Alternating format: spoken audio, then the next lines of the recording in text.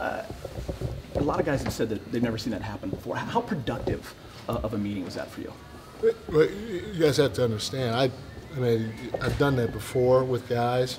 Not only did I watch Kobe's minutes with him, it was just easier because he was there and we were flying, we had time, but today I watched all of Derek Fisher's minutes with him. Coach Messina watched all of Pau Gasol's minutes with him. Coach Kuster watched all of Andrew Bynum's minutes with him.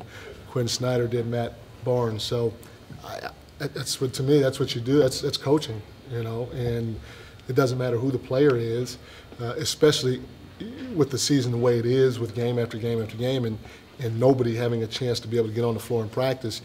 You got to find ways to be creative to try to teach individuals and the team. And you know, I've been banging the team over the head with a ton of tape, probably too much. And so it's time to try to chill out, as my son would say, with that stuff, and try to do some individual tape work. And so that's all it was.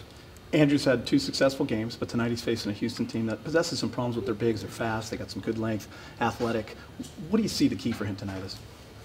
Just keep playing. You know, I don't know if he should go into any game and try to play to the opponent's weakness. I think he's a good enough player, and we have stuff in that's good enough for him to just go play to his strengths and whatever his strengths are. And if he does that, he'll be productive for us.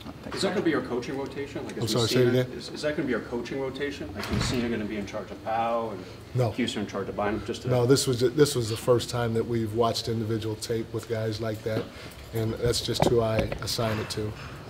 So you guys are just earning your pay? Is that what you're doing? That is correct. Okay. We're trying to. Wow. We're trying to. Thank you. I mean, this is kind of. But you might not think so at 3-3, but we're trying to.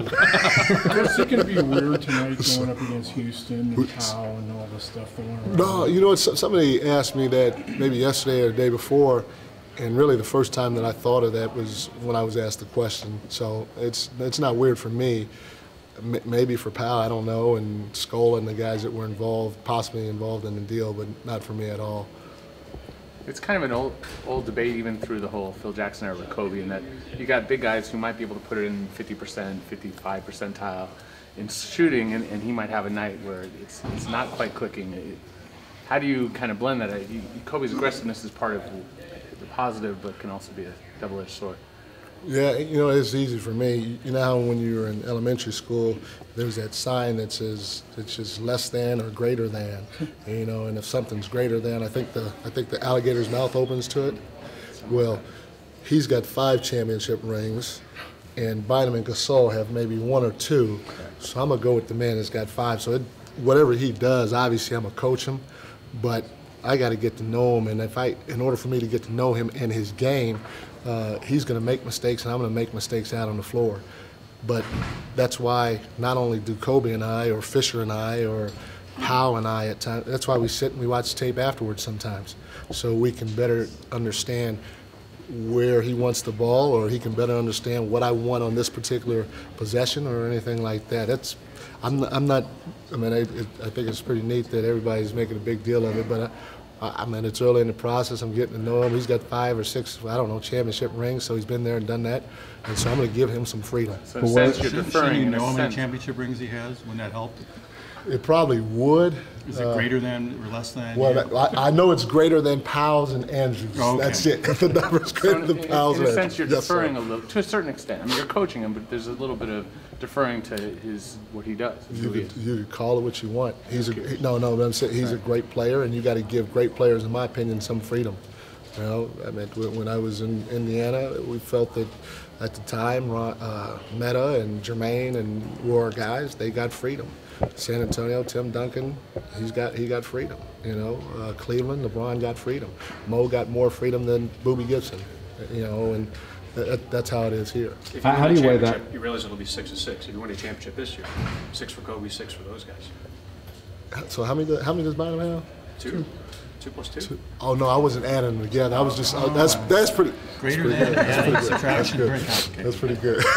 that philosophy you're talking about, deferring to him, or however you want to call it, how do you weigh that versus the percentages with Hal and Andrew getting most of the shots in the field? Yes, you guys can say I'm rolling over. You say I'm deferring to him. Look, Kobe's a superstar. He's been there, done that. You got to give. He can score. You got to give him more freedom.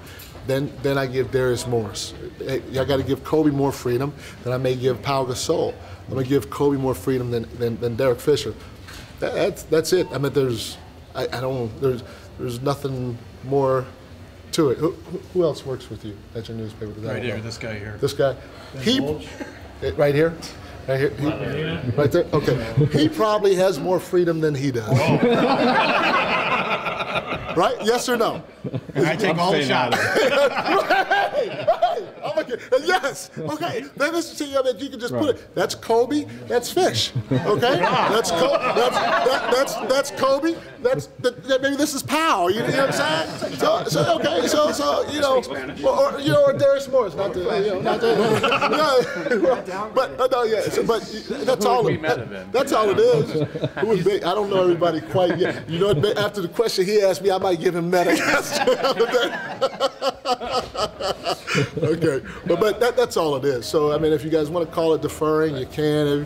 Whatever, I'm okay with it. Is there a point though where a coach might have to be at some point firmer or disciplinarian, and is that just an evolving process? I mean, if you've attended all of our games, or you ask anybody in practice, but particularly our games, I think I've blown a timeout. I love to keep my timeouts for at the end of the half and especially in the game.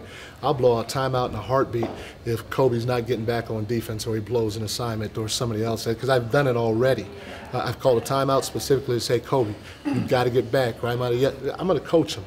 You know, I'm going to coach him offensively, I'm going to coach him defensively, but in the same breath, I got to give him some freedom too because of who he is and what he's done, and I got to learn what he's capable of doing within the framework of our offense right now. So him going 6 for 28, obviously it bothers me from the standpoint that I wish he would have made more so he'd had a better chance of winning. But am I concerned about it at this point? No. 2 months from now, if he's shooting 34% from the field, okay, I'm gonna have a lot of concern.